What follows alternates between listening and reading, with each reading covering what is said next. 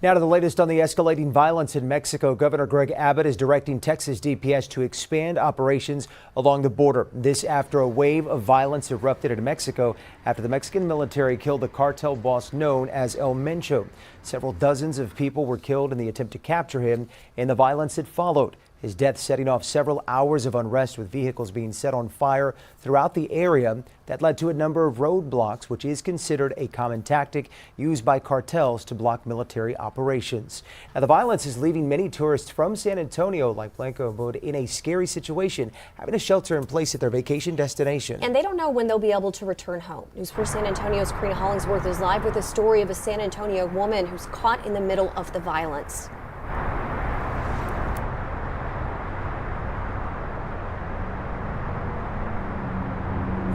Mandy, Jonathan, the killing of El Mencho has caused widespread unrest, and it has left many travelers wondering when they will be able to return home, as they've been ordered to shelter in place.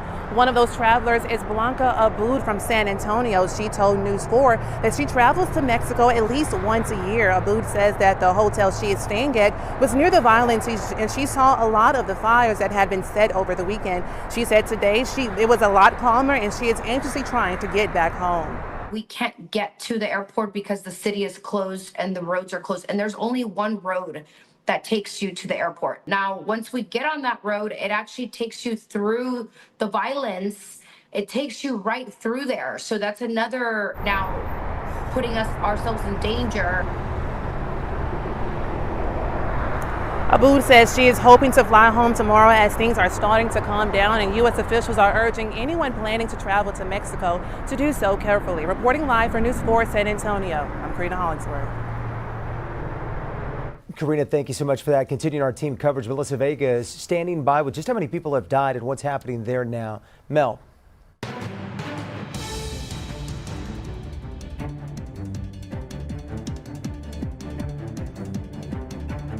Well, we are getting some new video coming into our newsroom right now. We want to show you some of that aftermath of the burned out cars after the killing, the violence of killing that cartel leader El Mencho. This is in Puerto Vallarta. Tonight, we are learning at least 73 people have died during the attempt to capture El Mencho.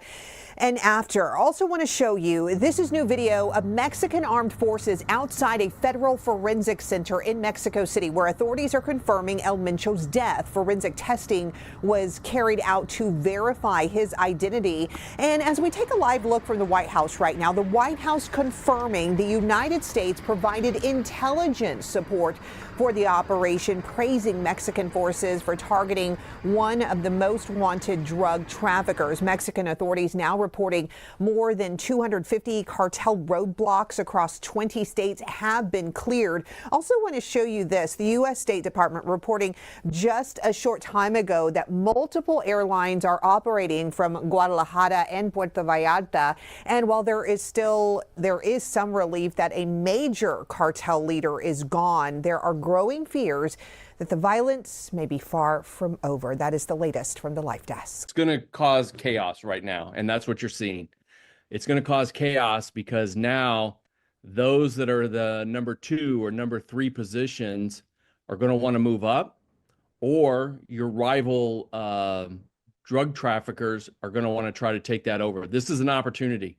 This is an opportunity for a lot of different people down there, and it's going to send people scrambling, and that's why you're seeing the level of violence right now, to kind of exert their type of authority over everyone else. I think the drug trade in the United States could be impacted a little bit, but we're talking this is going to get resolved fairly quickly, but I think it'll have a little bit of an impact on the United States. The biggest impact is those people traveling down to Mexico right now. It could be caught in the crossfires between some of this rival drug trafficking violence. And so, hopefully, people traveling down there, maybe hold off their plans right now, would be my recommendation. Kind of hold off their plans, let this kind of settle down, get back to kind of some normalcy down in Mexico, and let this level of violence kind of go down, because this is not a good time to be down there. You don't know what a rival gang is going to try to do.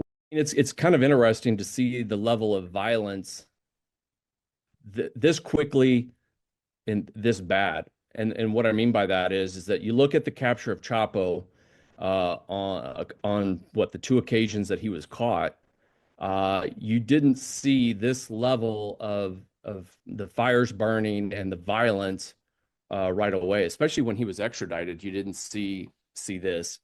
It makes me just kind of curious of, the big question is why.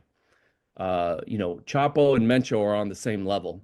Trust me, they are on the same level. Pandemonium in Puerto Vallarta. It really did look and feel like a war zone. And I think that feeling of anxiety, that feeling of what does happen next or what could happen next is driving what a lot of people are feeling right now. American tourists stranded in the popular Western Mexico vacation destination, the U.S. State Department urging them to shelter in place. If you love your life, stay here. Don't go anywhere. Fallout from a Mexican military operation that killed one of the world's most wanted cartel leaders, Nemesio Oseguera Cervantes, known as El Mencho, head of the Jalisco New Generation cartel. U.S. Deputy Secretary of State Christopher Landau says, "This is a great development for Mexico, the U.S., Latin America, and the world. The good guys are stronger than the bad guys." And P.S. I'm watching the scenes of violence from Mexico with great sadness and concern. It's not surprising that the bad guys are responding with terror, but we must never lose our nerve. Animo, Mexico. American tourist Roseanne Hope says there was an explosion near where she's staying. We ran up to the grocery store and there were like 50 people in there just taking all the food off the shelves like you'd see in COVID. Mass flight disruption Sunday continuing into Monday. We hope that during the course of today, or at the latest tomorrow, all the flights will be restored. Most of the hundreds of roadblocks put in place by cartel members had been removed, Mexican authorities said Monday. The State Department running crisis hotlines for Americans impacted by the unrest who need assistance. One for those calling from the U.S. and another for those abroad, including Mexico. The White House voicing support for the operation that killed El Mencho, calling him a top trafficker of fentanyl into the U.S., and confirming the U.S. provided intelligence support to Mexico. President Trump issuing a statement saying Mexico must step up their efforts on cartels and drugs. In Washington, I'm Atra El-Nashar.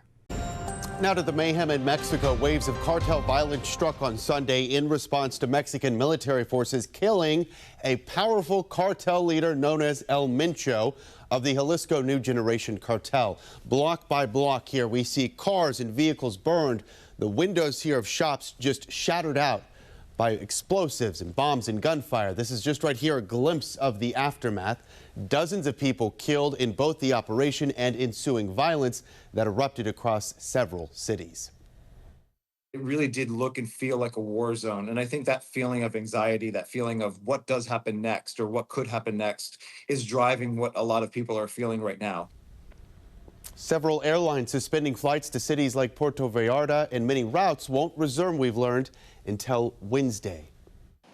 So I was supposed to fly back to Minneapolis yesterday, and of course that flight got canceled. So I've just been trying to figure out how to get home. Tonight, the U.S. State Department still urging some Americans in those affected regions to shelter in place and at all times avoid crowds. Continuing coverage, let's take a look back at how we got to this point. The Jalisco New Generation Cartel, or CJNG, emerged around 2010 after the breakup of an older criminal group in western Mexico. Led by El Mencho, as Ryan just mentioned, the cartel quickly expanded through violent turf battles and strategic alliances.